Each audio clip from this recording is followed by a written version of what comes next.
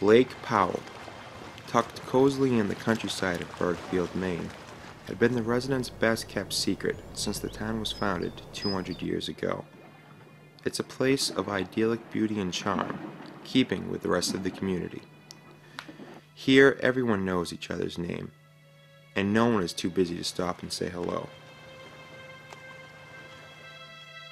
So when state police and FBI agents descended upon the lake on August 29, 1997, the town was turned upside down, and Lake Powell was no longer a secret. Just 2 years earlier, Bergfield was introduced to Abby Reynolds and Justin Amenta, a pair of entrepreneurs opening a car lot named Goforth Auto.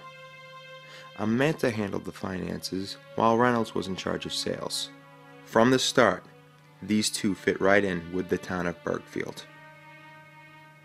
Well, they would come in and sit on local town committee meetings. Goforth Auto even sponsored the local Little League team. Everyone knew Justin and Abby.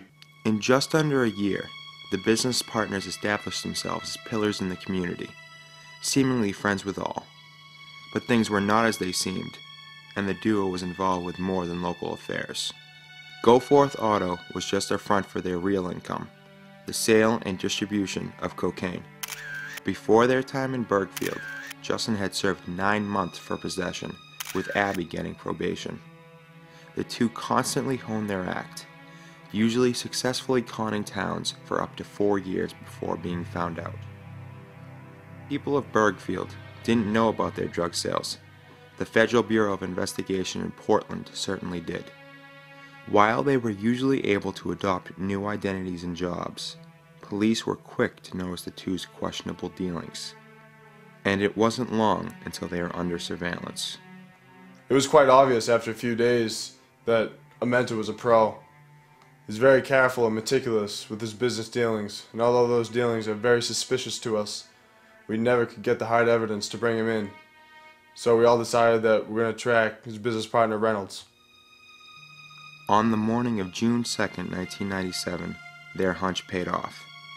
At 3:08 a.m., Abby Reynolds' car was spotted driving erratically on a back road. After being pulled over, the officer spotted a plastic baggie in Reynolds' purse. That baggie contained cocaine. Holding a drug conviction over her head, agents were able to convince Reynolds to flip on her partner, who by all accounts was the mastermind of the operation. Her phones were tapped, and Reynolds was instructed to have Amenta clearly admit to the criminal behavior.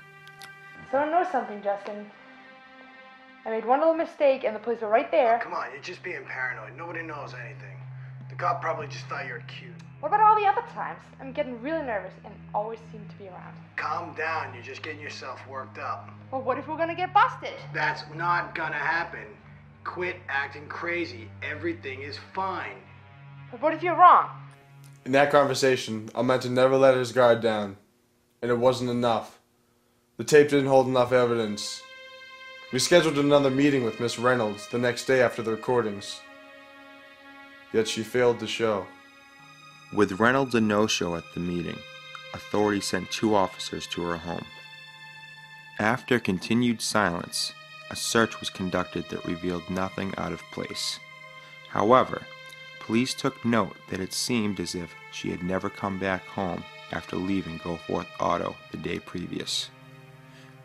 Several hours later, on the other side of town, Rich Haggerty, a local resident who lived on Bergfield's very own hidden utopia, Lake Powell, saw something interesting.